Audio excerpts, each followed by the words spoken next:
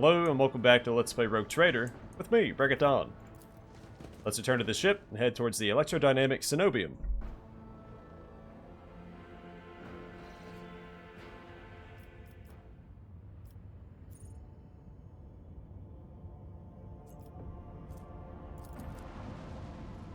But first...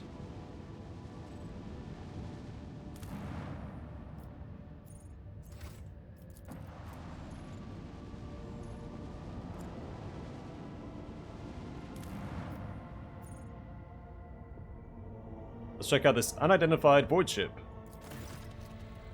August noticed a large object among the lifeless rocks covering the planet. A void ship, whose nature and origin are impossible to identify from orbit, is resting on the edge of a deep ravine. The hull of the unidentified vessel was severely damaged, rocks around it shattered by the force of the gigantic machine's crash landing. The Augurs haven't detected any vital signs aboard or near the vessel. Send a squad to the planet to explore the void ship. The landing party reports via Vox as soon as they touch down. The colossal void ship before them is covered with spikes. It resembles a morbid beast sculpted from darkness itself, menacingly hanging over the ravine. An experienced veteran accurately determines the origin of the unholy vessel.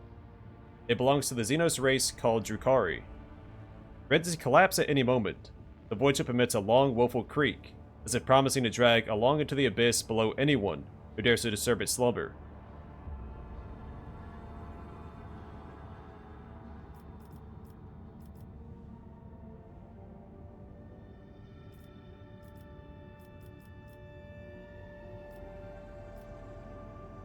Ablot suggests finding out what the Xenos were doing in the Owlcat system.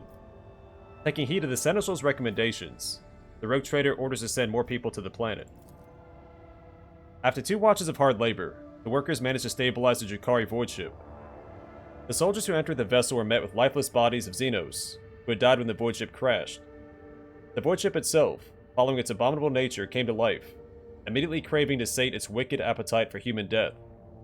The vessel systems have reacted to the intruders, and senselessly cruel, deadly traps have been activated on all decks.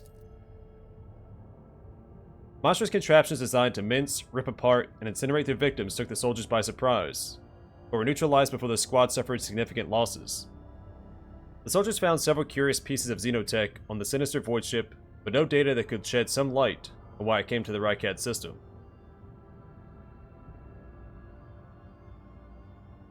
So we did get a venom blade, and a blast pistol. One of the options gives you a heavy weapon, like a splinter cannon.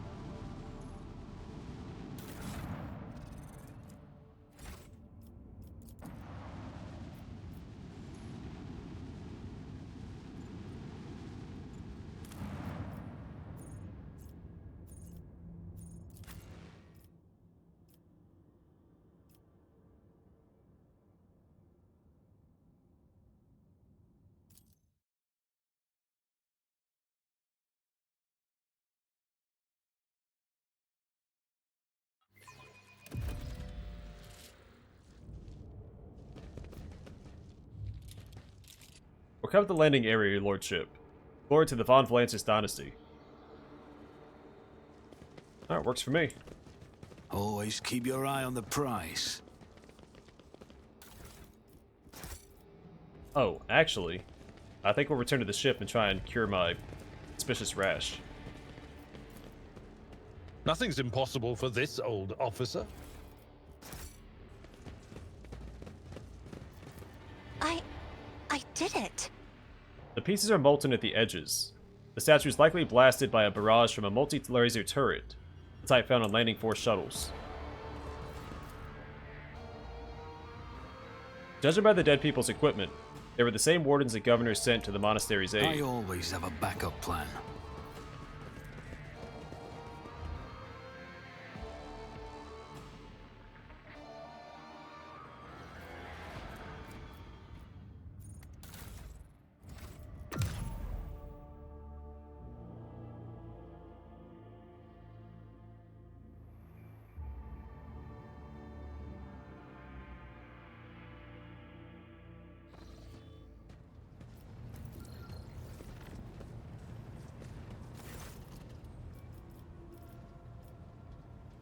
Lord Captain, the Master-at-Arms snaps to attention, ready to carry out your order.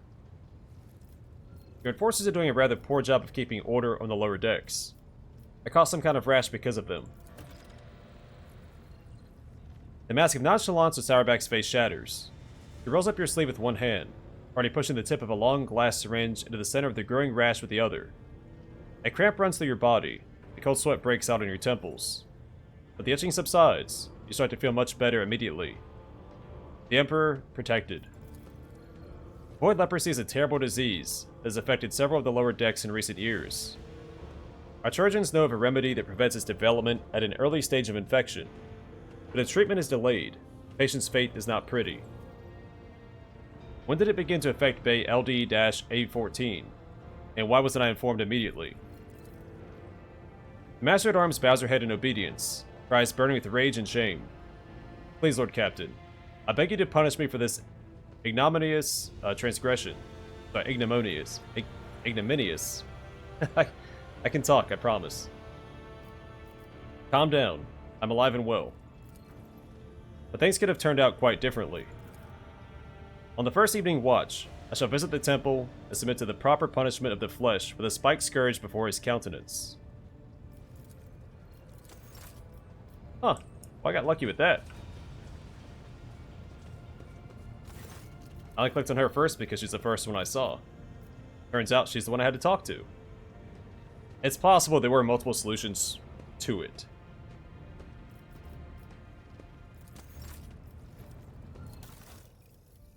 Noise suppression helmet.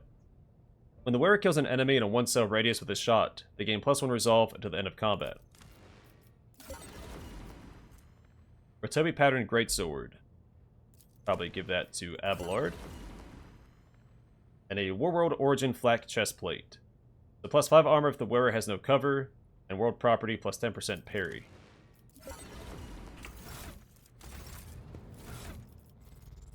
Alright, Abelard, enjoy your new... Well... You know what? It's fine.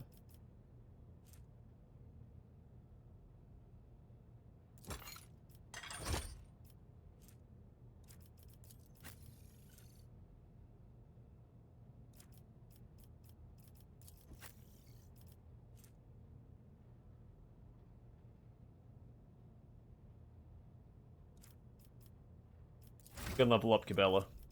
There's a few level ups to do. Agility.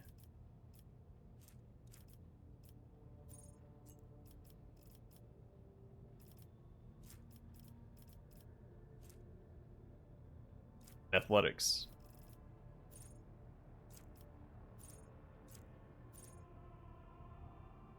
Sure, Bloody Mess. Anytime a Voidborn character scores a critical hit, there's a 10% chance to double the damage. I'd go with Awareness. Toughness?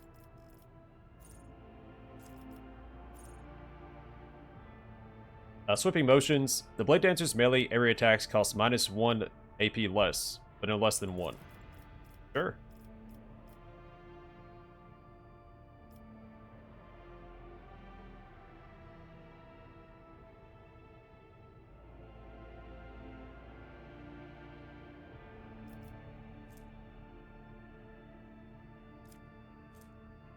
Sure. Upon using Death Waltz, the Blade Dancer immediately heals to full. The cost of abilities that cost wounds is reduced by half until the end of combat. Alright. Back to the Electrodynamic Cenobium.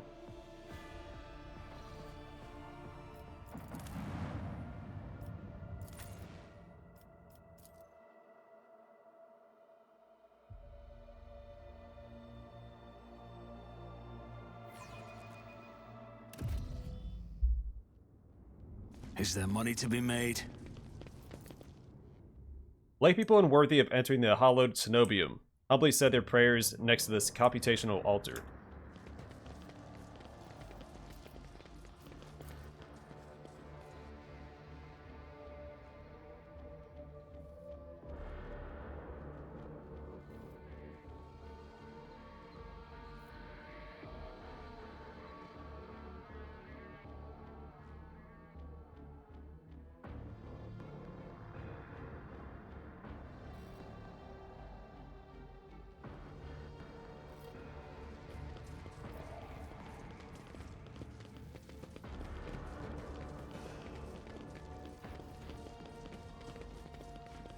Let us not dawdle.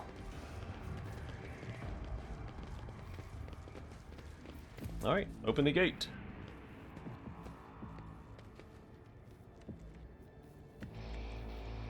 I have an idea for Pascal. I think I'm going to give him a shotgun in his second slot.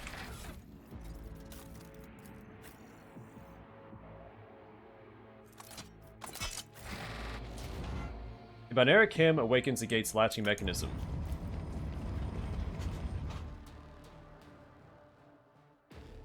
So I'll probably swap out Adira for our next companion. I think I'm going to go for a full melee party. I think that'll be fun. Well, melee or shotgun. Keep your wits about you. The heretics are killed swiftly and ruthlessly. They never had time to reach for their weapons. Guide my strikes true against the heretics who have encroached upon these halls. Let not one villain escape the God Emperor's retribution delivered by our hands. Your hues are so vivid, Sister Argenta. The hatred that fuels your words and impulses burns like a supernova. A mercifully quick electric shock was not what killed this cultist. His face is contorted in pain as if he was tortured. Rise Or to the top or interrogated. get left in the dust.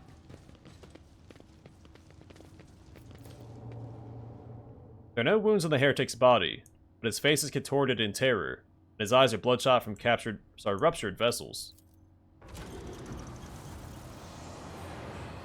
I'm not satisfied with that answer. I will repeat my question again. The last Electro priest you killed, where did you find him? Burn in the fire of dawn, servant of the corpse emperor! Another one meets the limit of his utility. The last of them.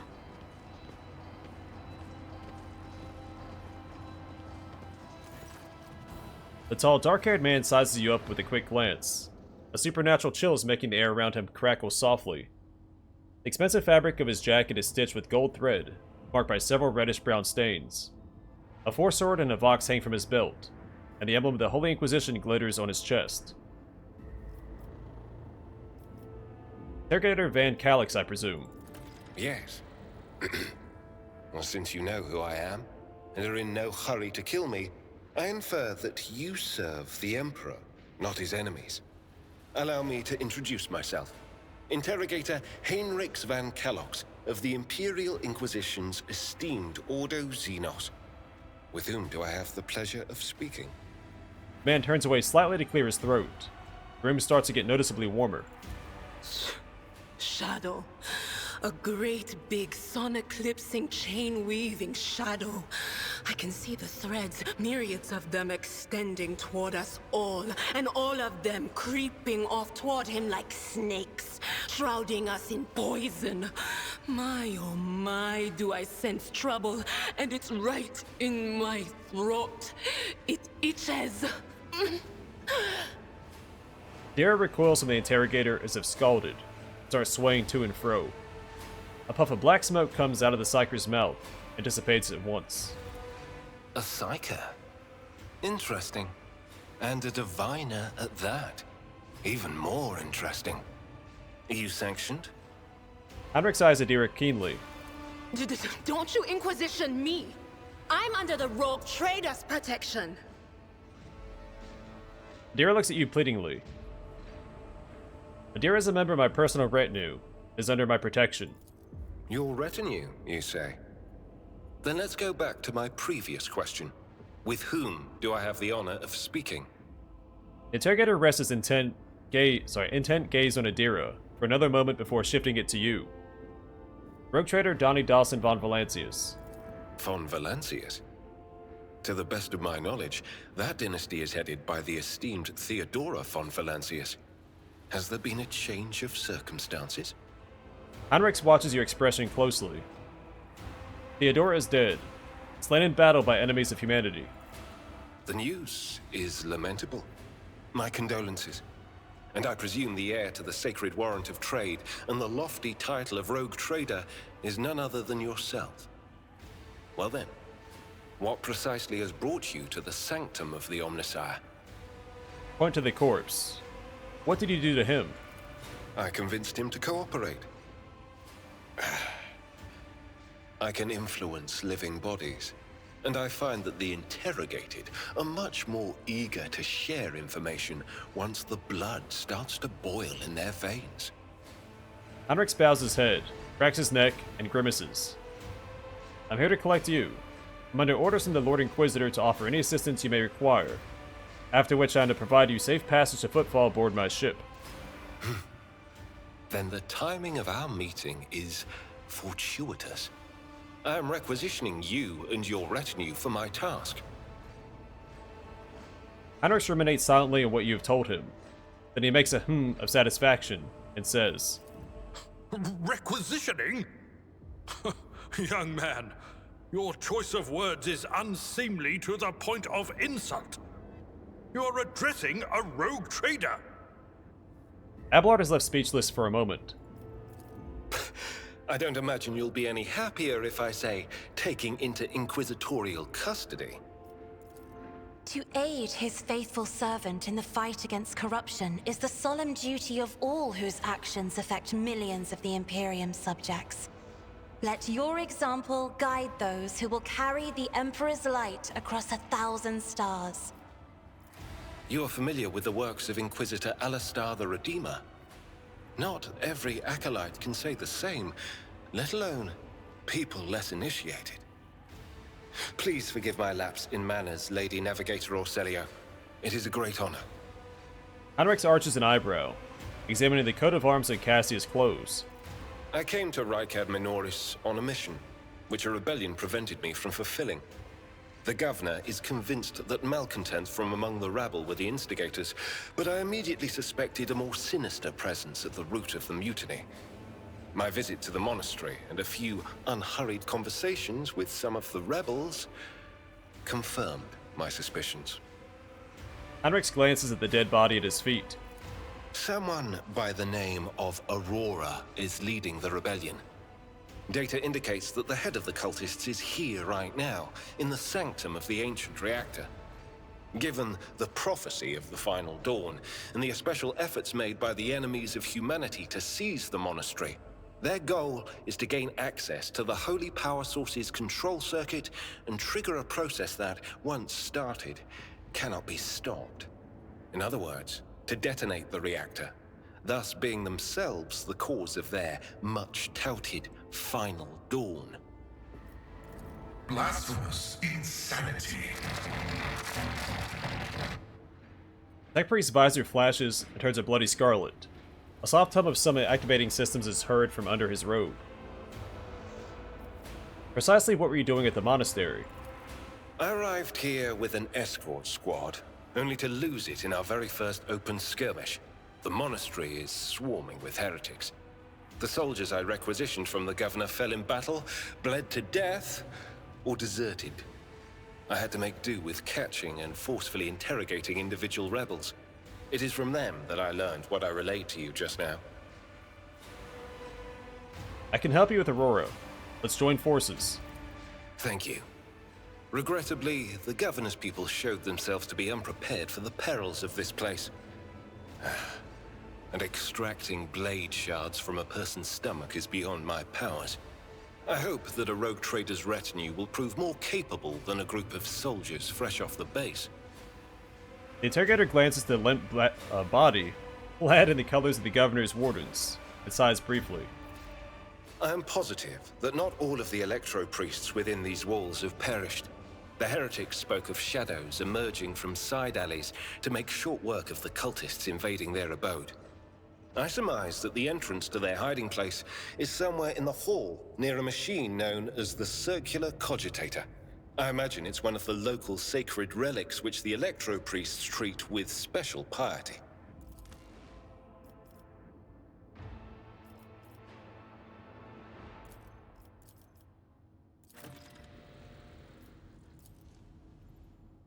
The fighter's body is still warm. He only bled to death a few minutes ago.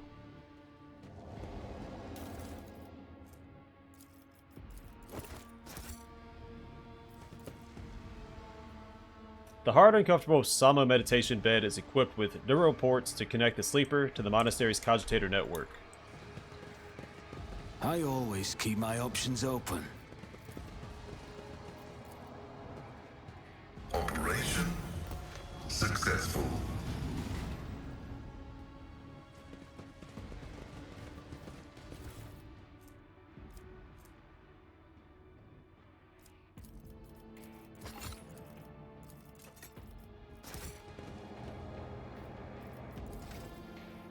Alright, so he's also a warrior. He starts with, well, endure, version, charge. Alright.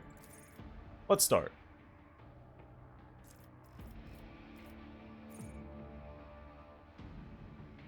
So, Edge of Dawn. Enemies adjacent to the Psyker suffer 10% more damage. Pretty straightforward. Weapon skill. Reckless Strike.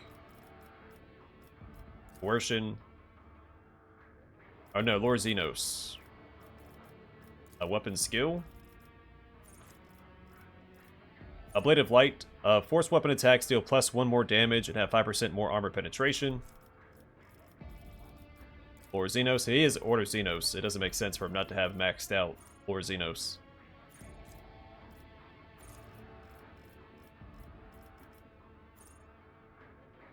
Destined, the Psyker's armor is increased by 5%. This bonus increases by 5% at the start of every round of combat except the first.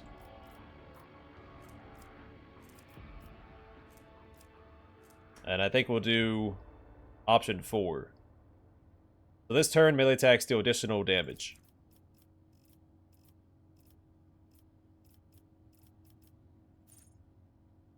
Impetus. The damage dealt by charge is increased by 7 when the ability is used from a distance of 5 or more cells. And Strength. Shield of the Emperor. To the start of the Psyker's next turn, all allies affected by Ward of the Emperor increase their deflection by 1 and armor by 12%.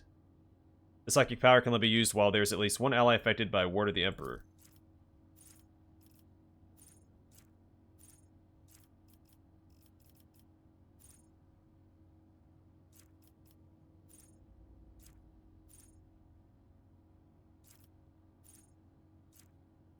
Psalms of Heroes. The Psyker's side ratings increase by +1 until the end of combat every time an ally uses a heroic act. And Strength. And Coercion.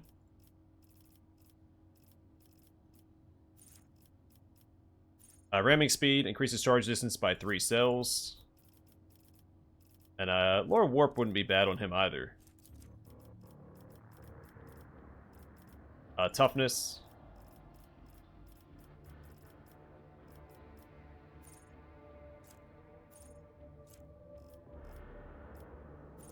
Psyker Minoris. Each level side rating provides the Psyker access to new psychic powers. It also strengthens damaging psychic powers.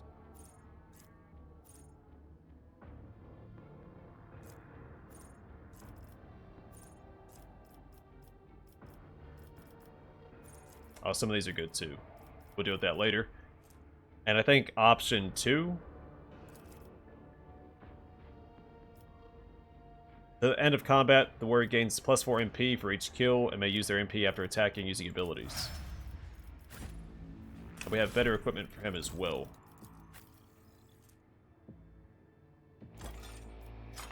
Parry chance. Actually, do that instead.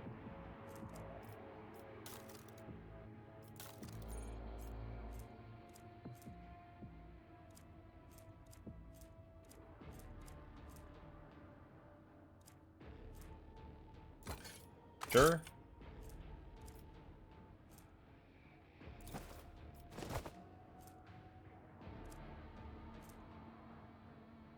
Actually, that's pretty good too. It does use coercion. Weapon-wise, we have a couple options. We have Soul Siphon.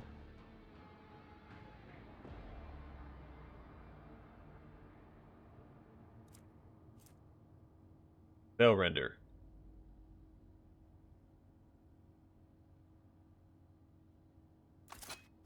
That's crit and scaling damage. 8 to 12 and 8 to 12. This one reduces spell degradation by 1. This one increases it, but also increases the damage with the next attack.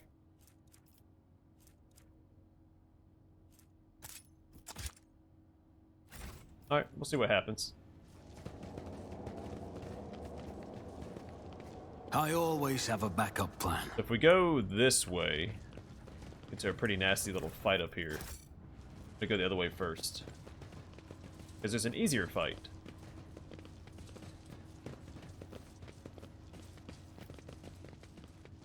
We have this room we can look at.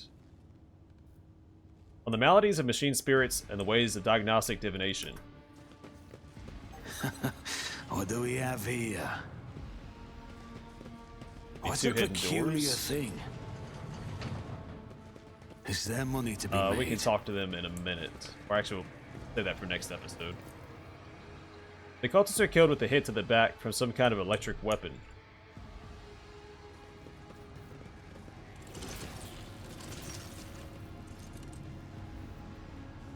Can be purified by the motive force blasphemer. You will beg for mercy, but I will grant none. Guided by faith! Faith without deeds is worthless. I'll do it.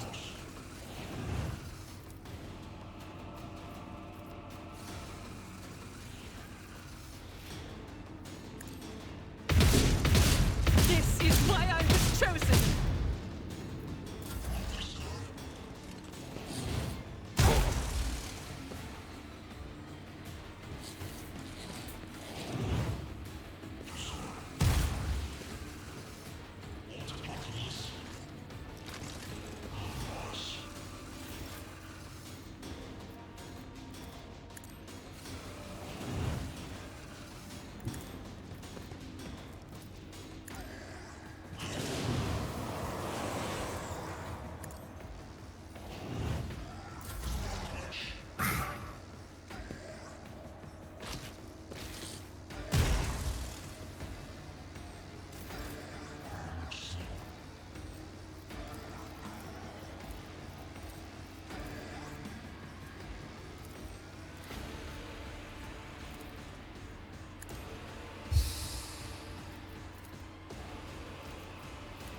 I won't object to it.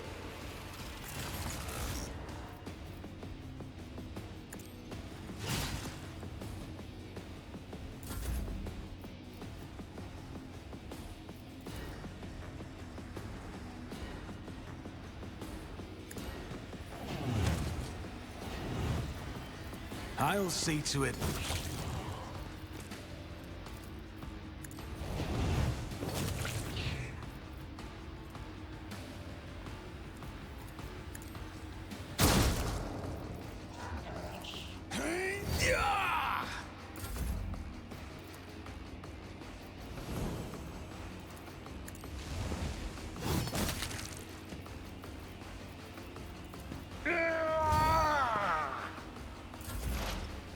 Job team, I will drop this.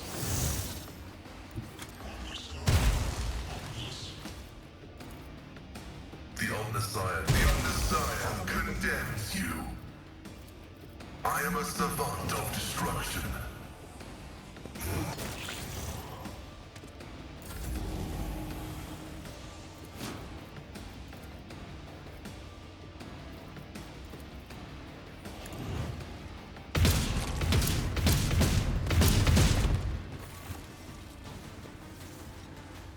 Circular cogitator. The electric priest's hiding place must be nearby.